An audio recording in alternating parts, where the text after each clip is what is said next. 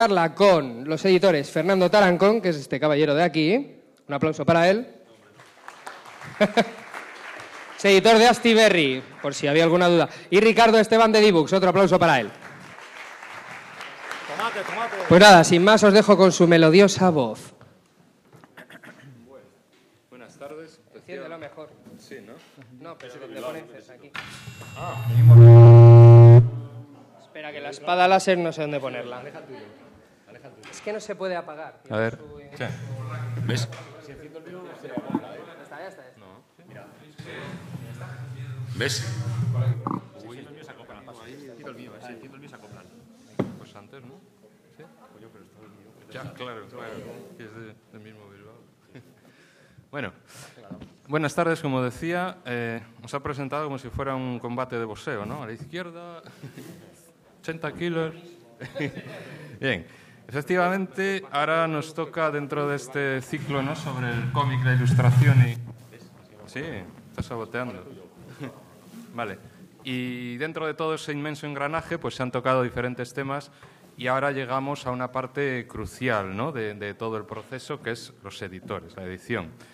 Tenemos aquí a dos de los editores o de las editoriales más importantes, ¿no?, y representativas de los últimos años, españolas.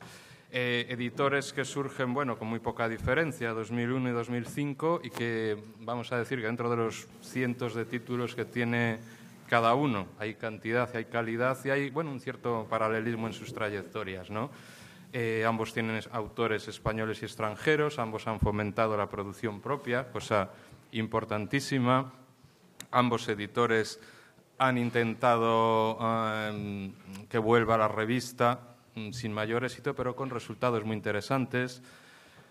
Ambos también han tenido sus parcelas de obras solidarias o comprometidas, ¿no? Por ejemplo, D-Books con el Yes We Come sobre los acampados del 15M, Astiberri con Artículo 20 sobre la libertad de expresión. Ambos han dado también cancha a la presencia femenina, cuantitativa y cualitativamente también. Pero bueno, individualizando un poco, decir que Astiberri surge en 2001 y que, bueno, entre sus muchísimos autores, pues podríamos citar de los españoles a David Rubín, Álvaro Ortiz, Enmar Ríos, Javier Di Susi, Fermín Solís, Bartolomé Seguí, y extranjeros, ¿no? Hablo solo de los más relevantes: Jeff Smith, Frederick Peters, Craig Thompson, Trondheim, Mizuki, en fin. Han también dado sus pasos con las obras teóricas, como esa imprescindible obra que es la novela gráfica, y tienen entre sus filas autores premiados como Paco Roca, Gallardo, Javier Olivares, Zapico, Alfonso Zapico. Y D-Books, pues no le queda la zaga, ¿no? Surge en 2005 y, por citar también algunos de sus autores representativos, pues digamos entre los españoles a Carlos Bermud, a Munuera, Juan Berrio, Jesús Alonso Iglesias, Pau, Marta Alonso Berná, Busquets, Piri. Muchos. Extranjeros, pues Artur de Pins, Riyad Sattouf, Pierre Galary, Bruno. Ha traído de nuevo la franquicia de Spirou a España, que estuvo aquí, por cierto, en el Palacio, ¿verdad? Y también tienen obras premiadas tanto aquí como en Europa, como El fantasma de Gaudí, que ha sido los últimos premios del Salón de Barcelona, como Degenerado, El azul es un color cálido. Bueno, por resumir, decir que son dos editoriales innovadoras, arriesgadas, independientes, que también practican, digamos, o nos brindan cómic de autor, y además de una forma muy cuidada, ¿no?, técnicamente.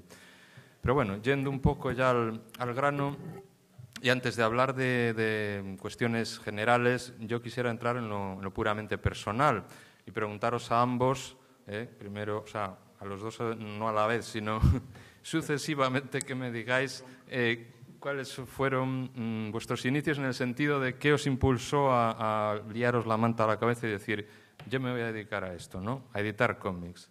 ¿Empiezo yo? Sí, Fernando. ¿Se me oye? ¿Me acerco más? ¿Se oye bien? Vale. Pues yo tengo una librería como Óscar en Bilbao desde hace 22 años y en las librerías se habla mucho, conoces mucha gente, y en Bilbao tenemos una cosa que cuando vamos hablando y nos vamos calentando, pues al final nos vemos obligados un poco a cumplir lo que decimos. La editorial surge realmente con una perspectiva muy naif, muy inocente, muy amateur, pero que rápidamente vemos que ese no es el sistema y nos lo tomamos en serio. Decidimos trabajar todo lo posible, bueno, trabajar más de lo que deberíamos haber trabajado, profesionalizarnos, y es así un poco como surge. Empezamos eso, con una idea muy naif, muy conceptos de vamos a publicar TVOs buenos, que eso es lo que necesita la gente, ¿no? Luego ya entendemos que tienes que buscar una línea editorial, que tienes que trabajar en todas las cadenas del libro muy bien, tienes que hablar mucho con los distribuidores, hablar mucho con los autores. Teníamos la ventaja de que yo conocía las librerías, por lo menos sí que sabía cómo nos podrían recibir las librerías. De hecho, creo que uno de los aciertos rápidos de Astiberri, que tampoco puedo explicar muy bien por qué, pero sí creo que se produjo, es que caímos relativamente bien en las librerías, ¿no? Nos cuidaron al principio, igual surgimos en un momento en que no había demasiada producción, era una cosa un poco de aire fresco, y entonces fuimos bastante bien tratados, ¿no? Y una cosa llevó a la otra. También empezamos con una revista de información para librerías, que también ayudó a meter un poco el pie ahí. Entonces eso, empezamos con unas ideas como muy sencillas, muy inocentes casi, y a medida que fuimos trabajando y nos fuimos dando tortas, fuimos aprendiendo. Y en el momento en que nos dimos cuenta de que deberíamos estudiar más y deberíamos profesionalizarnos, resulta que ya estábamos profesionalizados y no nos habíamos dado cuenta. Ricardo.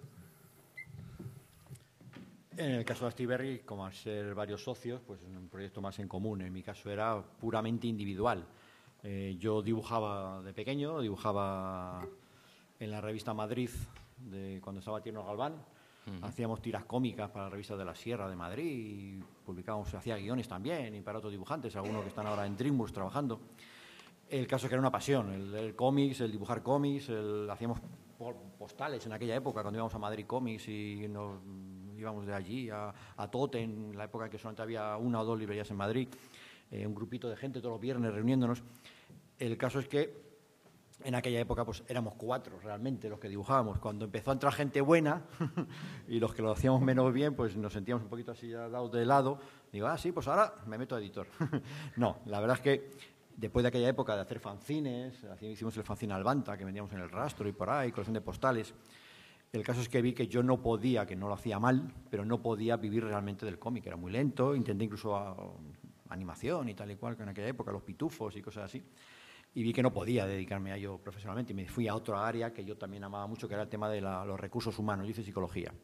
En el caso es que al poco de montar una empresa de recursos humanos para empresas, pues lo que pasó fue que no pude evitarlo y creé una revista de recursos humanos, cuya característica es que todas las páginas estaban ilustradas, no eran fotos. Era una cosa súper rara en aquella época y todo el mundo esperaba con pasión las portadas mes a mes y salía Max y David Rubin y Calatayud y Ana Juan, todo el mundo salía ahí en esta revista. Es decir, que por mucho que lo evitara y me dedicara a otra pasión, el tema del dibujo, la ilustración y el cómic pues me iba invadiendo. Hasta que llegó un momento que de tanto publicar estos en esta revista de recursos humanos, digo, bueno, pues vamos a empezar a sacar libros también. Y fue el principio. Los primeros libros nuestros fueron las pin-ups de Fernando Vicente y La diosa sumergida de Calatayud en el 2004, no en el 2005.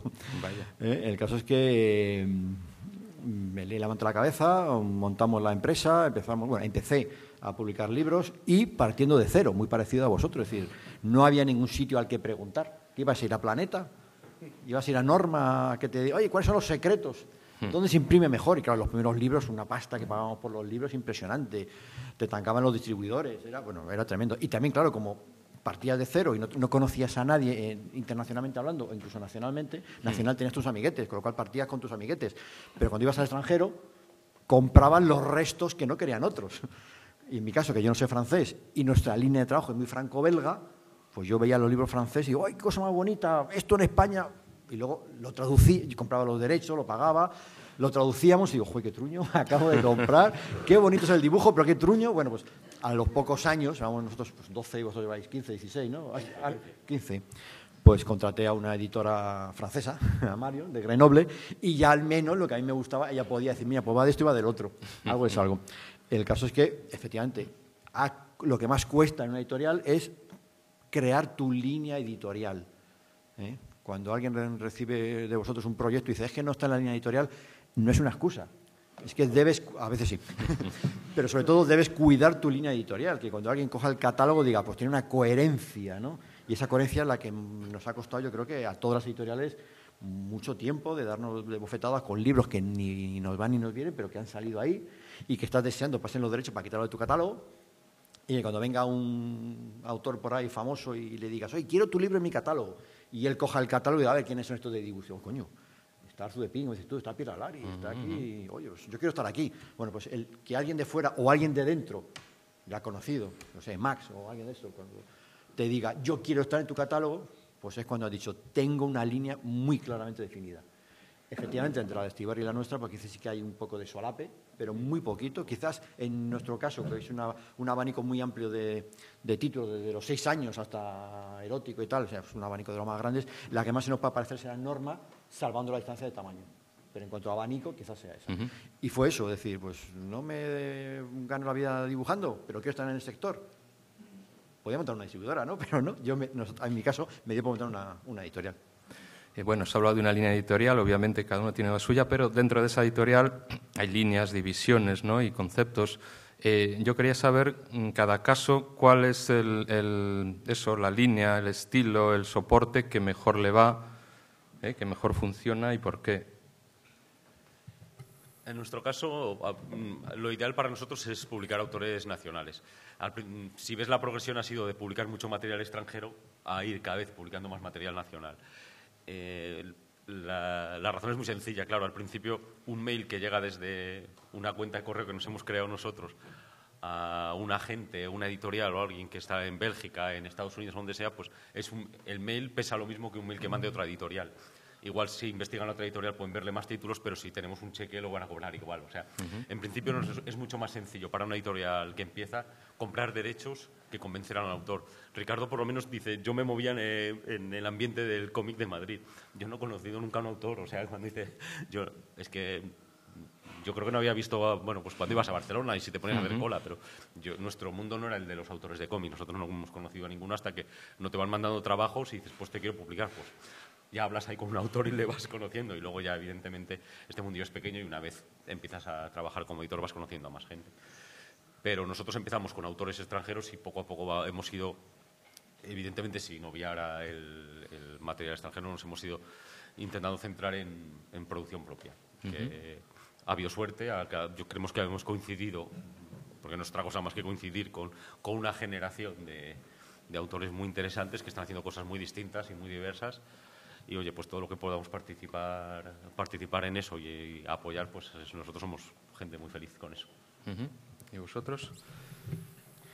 Nosotros tenemos envidia a Astiberri directamente. Esa es la verdad. Es decir, nacieron unos cuantos años antes, lo hicieron muy bien y consiguieron una cosa que yo creo que es fundamental. Es decir, la gente identifica lo que es novela gráfica con Astiberri inmediatamente. Es decir, yo me he encontrado caso de estar en una librería ahí charlando con el librero y venir un señor y coger un libro nuestro de Dibux y decir, ¡ay, me voy a llevar esta Astiberri! Porque...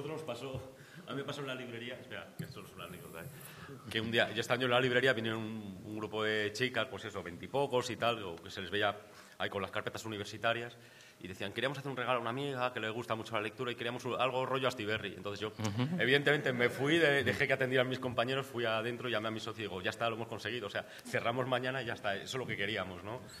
Es una anécdota y es una persona, evidentemente, no. Si pasáis por ahí y preguntáis a la gente que está en la calle qué es Astiberri, nadie sabe qué es Astiberri. Pero si sabemos en qué mundo vivimos, no pretendemos, pero sí que dentro de... Pero es una anécdota en Bilbao y yo te estoy contando la misma en Madrid, o sea que... Por algo será. Con lo cual, luego llegan a su casa y si se le ocurre ver quién lo ha editado, dice, es Dibux. O sea, nos quedamos con la fama de buenos por libros que editáis vosotros. No, sino que... No me importa. Bueno, envídiame un poco entonces.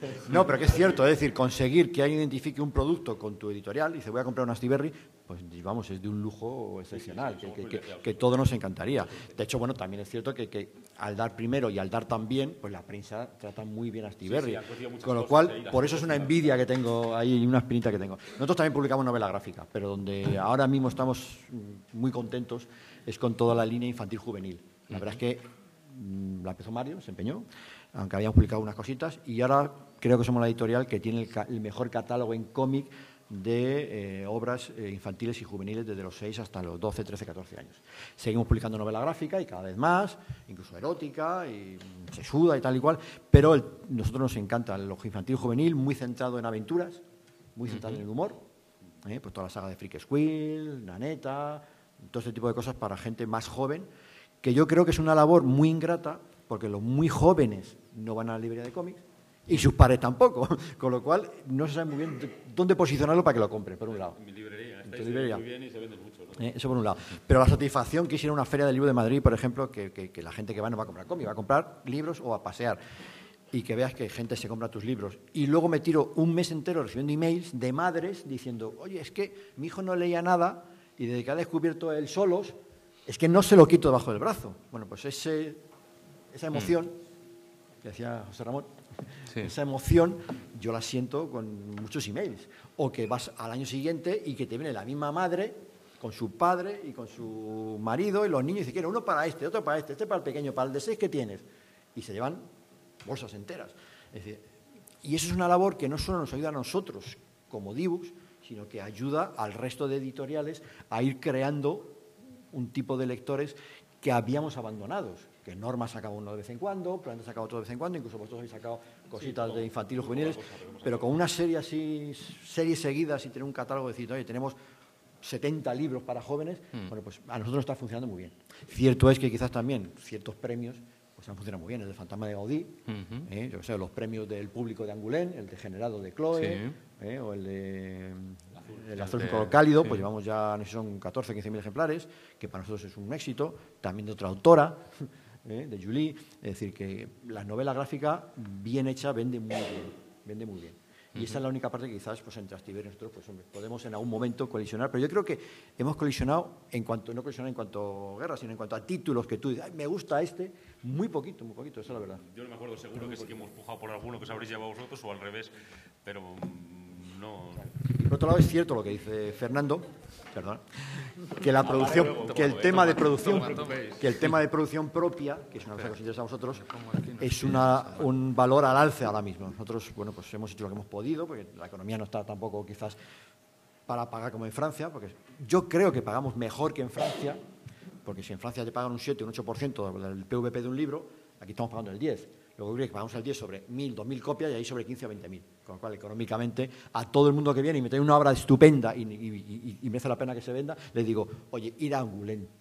Y si por si acaso no tal, pues oye, vuelve otra vez. Pero intentar siempre ir al sitio donde os van a pagar mejor por vuestra obra y sobre todo os van a tratar mejor. Porque a veces una diferencia de 100, 200 euros en una factura, lloráis. Dice, ojalá me hubiera ido porque el trato que dispensan las editoriales es más importante casi que ganar 100 o 200 euros más. Y eso yo lo he visto, me lo han contado personalmente muchos autores. Que dice, si te lo hubiera vendido a ti o a otro, en vez de irme a no sé dónde, que me daba 100 euros más, me hubieras llevado de firmas, me hubieras estado en todos los salones, me hubieras hecho promoción. Ha sido un libro más en los 20 libros que ha sacado el mes de abril, no sé qué editorial. Ojalá fuera tan sencillo como eso. El problema es que es muy complicado, ¿no? Es muy complicado porque no estamos hablando de pagar un poco más o pagar... Las diferencias son más que notables. El problema de la edición en Francia es que el mercado industrial, que es al que nos referimos cuando decimos que pagan mejor que el nuestro, porque el mercado independiente funciona prácticamente al mismo nivel. Os sorprenderíais de las tiradas de las editoriales independientes de allí. Pero cuando estamos hablando del mercado industrial, el problema es que ahí el mercado industrial está bajando mucho. Si veis... Siempre sale el listado de los 20 más vendidos de Francia, patatín, y todos son unos 500.000. Y mola muchísimo. De los títulos que veáis, probablemente ninguno, o uno o dos, porque sean algún one-shot, una cosa muy rara, pertenecen a ninguna franquicia que se haya creado este milenio. Hablo de milenio, ¿eh? O sea, yo creo que el último gran bestseller que vende más de 100 y pico mil podrá haber sido Black Sabbath, igual, de estos que están a la altura de 13 y cosas de estas.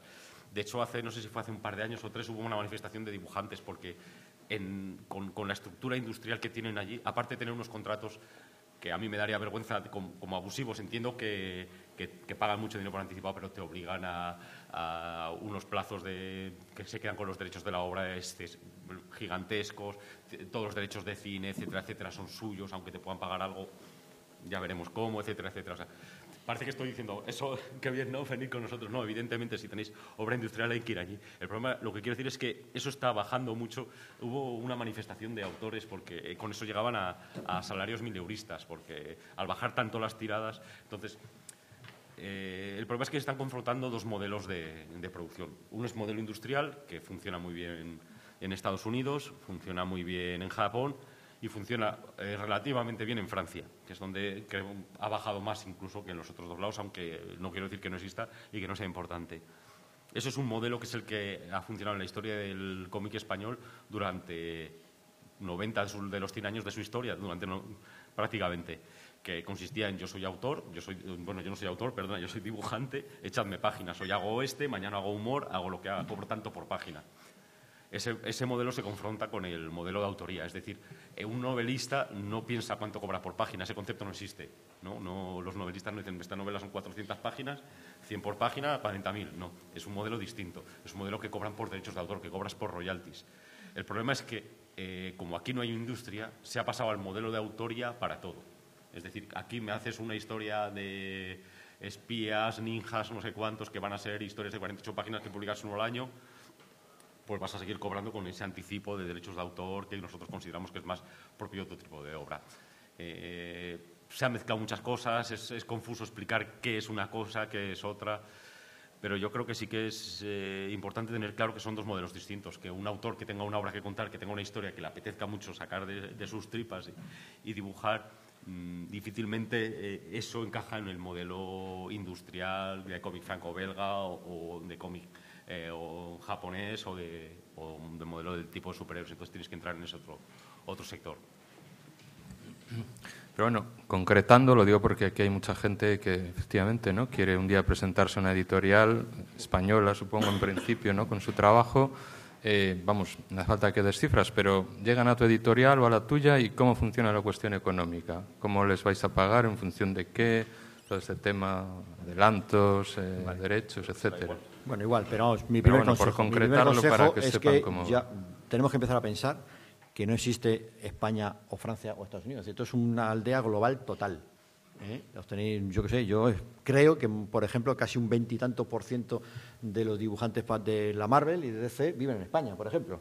O sea, que es que da igual dónde estés a la hora de dibujar. Tú te puedes ir con tu tableta debajo del brazo y te vas a las Alpujarras a dibujar si quieres. Con lo cual, ese concepto de voy a mi tierra a que me publiquen, pues no. Yo creo que se tiene que presentar igual que a nosotros, a otras editoriales de fuera y empezar a saber muy bien, en principio, a qué editorial te estás dirigiendo. Si dibujas estilo superhéroes, pues no vayas ni a Astiberri ni a Dibus, o sea, está clarísimo. 2 páginas de Spiderman balanceándose a lápiz por Nueva York a lápiz no sirven ni para él ni para mí para nada. Y sin embargo sabemos que toda la semana la recibimos. O dibujo manga de grandes ojos medio llorosos, pues yo no dibujo manga. Digo, no publico manga. Es decir, hombre, yo sí tiene una historia detrás muy potente, no le veo demasiado problema. Ojos grandes llorosos, Astiberri. Entonces, podéis mandarlo. Lo que quiero decir es que tenéis que saber qué hace cada editorial. Y en el mundo hay muchas editoriales de cómic, ¿no? En Alemania, Inglaterra, Italia. Primero, saber lo que tenéis que hacer.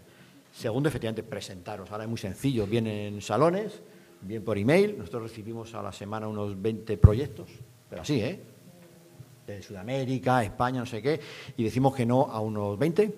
Es decir, entender que, por ejemplo, Dibus este año vamos a hacer 40 títulos.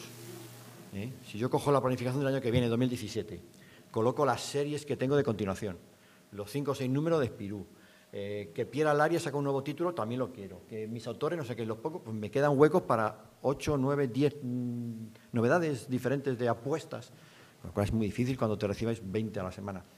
Y a lo mejor una semana son 20, otras son 10, pero por ahí. Todo, pues hombre, lo suyo es efectivamente un buen dossier. Yo personalmente, al ser una editorial tan franco-belga que me guío mucho por lo visual, aunque haya una historia buena por detrás, seguro que me la pierdo. Porque si el dibujo no me impacta, es muy difícil que yo pase a leer ya el guión. Me cuesta, o sea, lo reconozco, me cuesta mucho.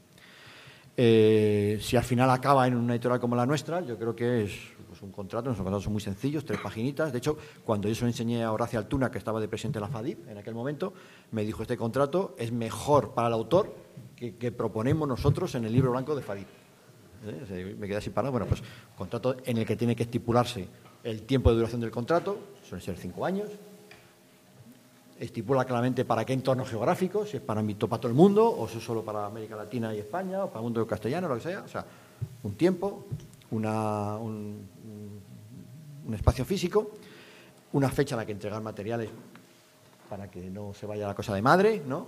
Un tiempo en el que tú, desde que recibes los materiales, publicas la obra máximo, y si no se publica esa obra, pues los derechos revuelve sobre ti otra vez, el anticipo que le vas a dar, que yo generalmente pongo inclusive las características del libro, tamaño tal, papel tal, tantas páginas, el precio, pues a veces se tarda en hacer un contrato porque tienes que pedir ya presupuestos a imprenta para calcular tu precio que va a tener, y en función del precio que va a tener y la tirada que va a tener, pues si yo le doy un 10% de derechos, pues es fácil de calcular cuál es el total si se vende la tirada. Y de eso se anticipa el 50, el 60, el 70, Yo he visto anticipos de hasta el 180. O sea que no se lo digo todo en algunas editoriales. Pero lo normal es eso, anticipar el 50, el 60. Anticipo significa antes de que la obra sea publicada. Que me hace gracia, que hay veces que se publica la obra y el autor ni te ha facturado ni tal. Pero ¿tú entiendes lo que significa anticipo? Antes de... Y poco más. ¿Y qué ocurre si tú esos derechos los has cogido para todo el mundo y los vendes fuera en el extranjero? En nuestro caso, generalmente es 50-50%. Todo lo que se saque de dinero por la venta de una obra tuya, de venta de derechos a otro país, Japón, Alemania, Francia, pues mitad y mitad. Eso suele ser el estándar. Sí, no sé si hay alguna variable. Yo creo que prácticamente en todo coincidimos. Normalmente pagamos la mitad de la tirada por anticipado, no 60 o 70, hombre. Hay veces que son autores que llevan mucho tiempo trabajando con nosotros, que ya sabemos que la obra se va a vender en otros países y que eso lo tenemos más o menos acordado. Así el anticipo sube y, hombre, y también con autores que sabemos que funcionan, la tirada es más grande, por lo tanto el anticipo sube. Pero normalmente calcular que jugamos con la mitad de la tirada. Nosotros, una apuesta que hemos hecho siempre ha sido vender derechos al extranjero. Los primeros años iba el pobre Laureano a Frankfurt y a Angoulême todos los años y solo querían venderle y nadie quería comprarlos. Pero bueno, con el tiempo va cambiando, ya nos van buscando, ya estamos bastante contentos de cómo tenemos obra producida por nosotros en Francia. Bueno, yo creo que ya hemos publicado, no te digo todo, pero cosas en casi todos los países que se pueden citar, ¿no? Pues en Inglaterra, en Irlanda, en Estados Unidos, en Japón, en Corea, en Brasil, en Francia, Italia, Alemania, Noruega, Finlandia, Alemania, o sea, Polonia. No digo que en Polonia ya hemos vendido 40 títulos, pero digo, por lo menos un título o dos hemos colocado en Polonia, que también.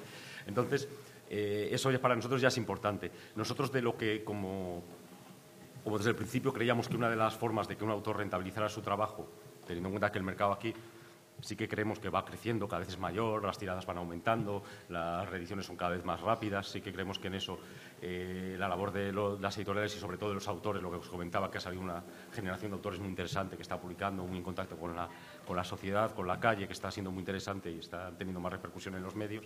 Eso va haciendo que haya más ventas y que entonces se circule más dinero, que les pueda entrar más dinero.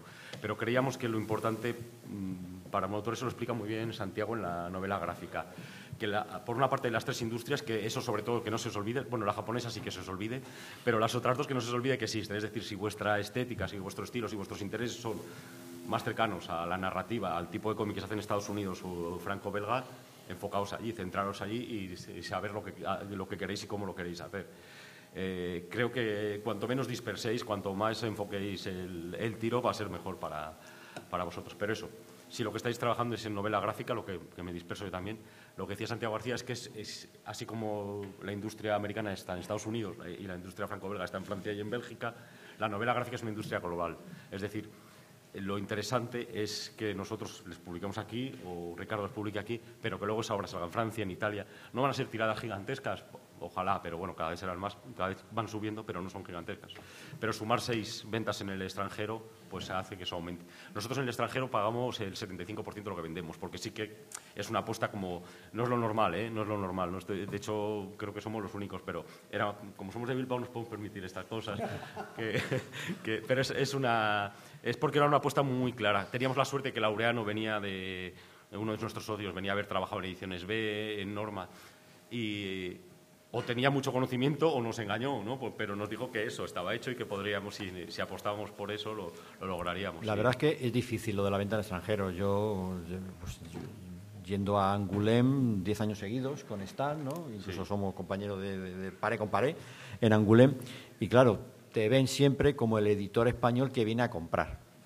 Y de repente un día haces un cataloguito en inglés de obras propias tuyas, enseñas, que Dibus también vende. Pero claro, la dificultad es que nosotros conocemos al editor que vende derechos de Casterman, Dargaud, Delcourt, Paquet, no sé qué, que generalmente en las editoriales grandes no es el mismo que compra. Entonces, esos saltos son muy difíciles y se logra año tras año. Nosotros estuvimos 5 o 6 años, bueno, 5 o 6 años no más, sin conseguir nada. Y los últimos, sin conseguir nada, bueno, un año venía Laureano de Angoulême y nos traía el informe, ¿no? Que nosotros estábamos ahí, el informe. Venía, he hablado con este, nada, he hablado con este, y digo, joder, ¿con cuántos habla, no? Pero nada. Interesado, ha pedido una copia, Mandar un PDF. Mandar PDF, ¿no? Y luego, de un año salía, los primeros años, igual, creo que un año, lo primero que vendimos, igual me equivoco, pero fue igual Javier Di Susi, no me acuerdo. 2 o 3 cositas. Un año 1, otro año 2, otro año 3, y de repente un año vendimos 15 títulos el mismo año. El año siguiente vendimos 20 y tantos títulos. 20 y tantos títulos no significa 20 y tantos obras, porque igual una obra las vendía en 4, esa la cuento como 4, ¿eh? No quiero exagerar.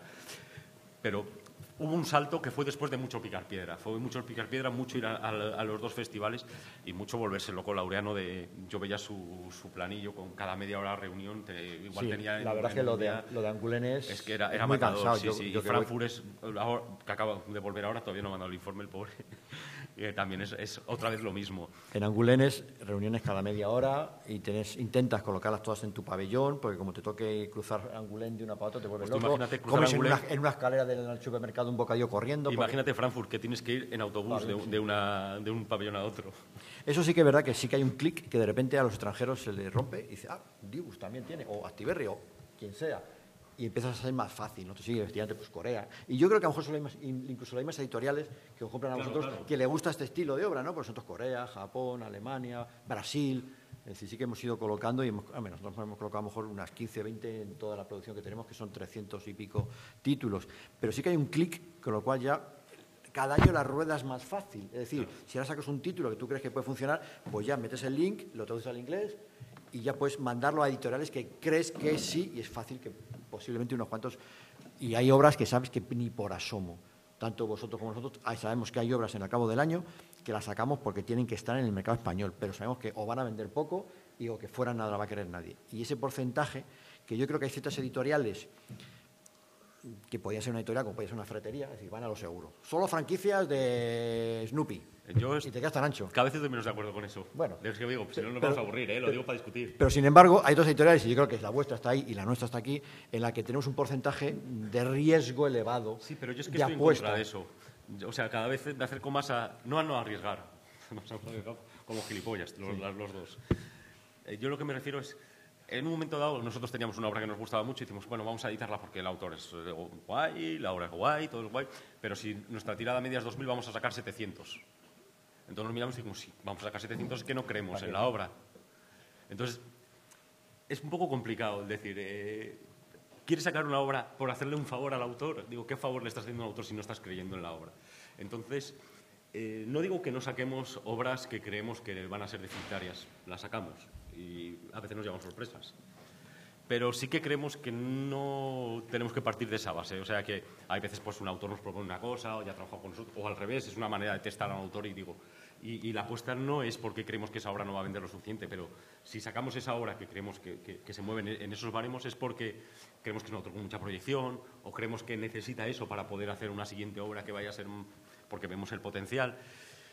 Pero cada vez nos estamos replanteando. Esa es la diferencia de los 3-4 años que lleváis de avance. A lo mejor yo entre 3 años pienso igual. Ni siquiera digo que tengamos razón. O sea, bueno, es que no se puede saber.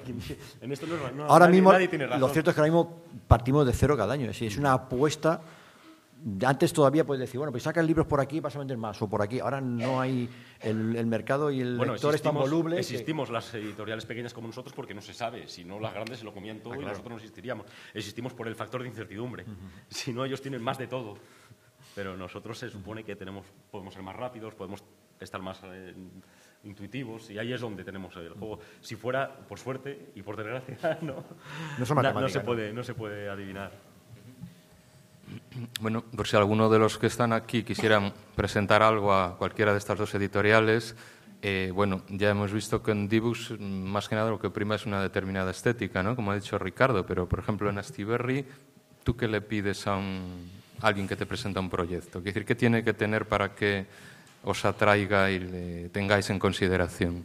Pues yo voy a hacer una pregunta. ¿Qué tienen en común Alfonso Zapico y Hitos, por ejemplo, que hemos sacado ahora, el de Materia? ¿Qué tienen en común? Uno es un estilo muy clásico, el otro es... Pues volví casi al principio de la mesa, cuando dije que teníamos un planteamiento muy naif, que queríamos buenos tebeos. Pues igual es eso. ya no es solo eso, ¿no? Ya buscamos unas obras que tengan chicha, que tengan cierto contenido, que traten de explicar algo de donde vivimos, ¿no? Yo creo que casi todas las obras, fíjate, Zapico estaba mirando al pasado, ¿no? Ha hablado de Dublinés, o sea, de James Joyce, está hablando ahora de la Revolución Asturiana del 34. Pues a mí que me parece que son muy actuales y que está hablando mucho de ahora. Cada vez más. Entonces, es lo que me interesa a mí. O sea, yo creo que al final la cultura es un medio que tienes para explicarte a ti mismo, para explicarte en qué mundo vives y con quién te relacionas y qué es lo que está pasando aquí. Entonces, yo quiero obras que me sirvan para eso. Hitos es radicalmente contemporáneo. Alfonso sería como más clásico en ese sentido, pero creo que los dos están hablando de lo mismo. Para ir un poco terminando, sí. Bueno, una pregunta que puede parecer de cajón, pero que en definitiva es la que motiva esta charla, ¿no? Y es la de el papel del editor, ¿no? ¿Para qué sirve un editor? Quiero decir, yo soy un autor, vamos a suponer, interesante, ¿no? Y tengo un proyecto bajo el brazo. ¿Por qué tengo que ir a una editorial, ¿no? A vosotros, venderme la moto, quiero decir, y no editarlo yo o hacer un crowdfunding? O sea, ¿qué aporta el editor? ¿Por qué es esencial el papel del editor? Hombre, ciertamente cualquier medio de poner una obra al alcance del público es válida. Es decir, puede ser autoedición, puede ser crowdfunding, puede ser pagando a una editorial que existen para que te lo publique. Online, una edición normal. Es decir, que todas pueden coexistir y cada una tiene sus pros y sus contras y sus momentos en la carrera de un autor. Es decir, habrá un momento en lo que le interese sacar mucho en Facebook y que se le vea, para que alguien de repente le encuentre, o tiene una obra sólida, pero que los editores, por lo que sean, no confían para poner dinero en ella y hacer un crowdfunding para que los amigos lo apoyen. Son temas quizás más de principio de una carrera profesional, ¿no? Pero si lo que quieres es que tu libro se distribuya correctamente, ¿eh? Si quieres que un editor te lleve de firmas, te venda tus derechos internacionales, te cuide, te lo mande a la prensa, te llame al periodista, a televisión, todo lo que podamos, yo creo que el editor es el que te garantiza una solidez en tu proyección con esa obra. De la otra manera, pues llegarás a los medios que tú buenamente tengas. Con una editorial como la de Astiberri o la mía, lleva ya 14, 15 años en el mercado, pues hombre, la rueda es más sencilla, tanto de prensa como de colocación, como de gestión de derechos internacionales, como de que efectivamente la pasta te va a llegar, que todo el mundo conocemos experiencias por ahí que por muy bonito que lo pongas, pues al final no es tan bonito como parece. Y una editorial, en principio, de las que estamos aquí hablando y otras cuantas que hay en el mercado, que son todas bastante consolidadas, no te va a engañar. Si vende poco, te va a decir que ha vendido poco. Si vende mucho, te lo va a decir y te lo va a pagar. Es decir, que cada momento tiene su propio... No, básicamente es eso. O sea, una editorial es un intermediario. Si crees que el trabajo que va a hacer una editorial o la editorial que tengas a mano no mejora lo que vas a poder hacer tú editándote, autodistribuyéndote, no le veo ningún sentido a que lo muevas en una editorial. Nosotros creemos que, pues eso, tenemos una experiencia, llevamos unos cuantos años, tienes contactos con prensa, sabes trabajar con las imprentas, o crees, luego, evidentemente, todos somos humanos todos. Entonces nosotros lo que decimos es, ponemos lo que hemos ido aprendiendo con estos años, que además es que me da un poco de vergüenza contarlo como si nosotros lleváramos aquí, pero bueno, pues algo ya has aprendido, algo ya sabes. Entonces pones todo ese bagaje a disposición del autor. Que un autor puede editarse él, hacerse un tour de firmas y mandarlo a los periódicos, claro. Y pues yo qué sé, hay un ejemplo clarísimo, ¿no? Joan Cornellà editó el primero con Bank, sí, pero su gran éxito no ha sido a través de su difusión en papel. El segundo lo distribuye directamente desde su casa y vive perfectísimamente, bueno, mejor que bien, a través de lo que hace Internet, de sus prints, de sus seguidores, etcétera, etcétera. O sea, caminos hay muchos y lo último que quiero que piense la gente es que el mejor es que pasen a través de nosotros. Ahora mismo las cosas han cambiado mucho, hay muchas opciones y que la gente las valore y las estudie. O sea, no hay respuestas sencillas para preguntas complejas. Sí, y de hecho, bueno, pues incluso autores muy prestigiosos pues han vuelto por motivos personales a hacer crowdfunding. Es decir, es que a veces dicen, es que yo voy a hacer una obra tan personal, que no quiero que ninguna editorial me diga ni el formato, ni cómo se va a hacer. No, lo quiero hacer como a mí me salga las narices. Y me hago un crowdfunding. Pero ¿cuántos? A mí siempre me dicen que lo quieren hacer en el formato que les da la gana y como les salga las narices y no nos hacen ni caso. O sea, se les puede... Tienes tú una editorial muy... Se les puede, pero vamos, efectivamente, el autor para nosotros, bueno, al menos en Dibus, el autor es el rey. Es decir, se le consulta la portada, los colores, el tipo de papel. Solemos hacerlo todo más o menos estandarizado para que haya varios tamaños, salvo que la obra sea muy especial. Incluso cuando compramos obra al extranjero y tenemos acceso a ese autor extranjero, hablamos con él. Claro. Dupuy Berberian le pedimos la portada española a ellos y encantado de hablar con nosotros y decir que la relación autor-editor, da igual la longitud de distancia que haya entre ambos, que se puede hacer verdaderas maravillas, ¿no? Luego, si está en el quinto infierno y no quiere venir a firmar a España, es otra cosa, ¿no? Como me ocurre a mí con el Green Mano, ¿no? Que el dibujante tiene miedo a volar, está más allá del norte de Bélgica y no quiere coger un tren 7 horas para venir a Madrid a firmar. Pues bueno, pues te aguantas. Pero salvo eso, el autor es el rey siempre. Pues nada, esperando que os haya sido útiles todas estas explicaciones y anécdotas y forma de ver el mecanismo interior, ¿no?, de la cuestión editorial, y agradeciendo a Ricardo y a Fernando su presencia esta tarde, pues nada, nos despedimos y damos paso a la siguiente mesa. Gracias.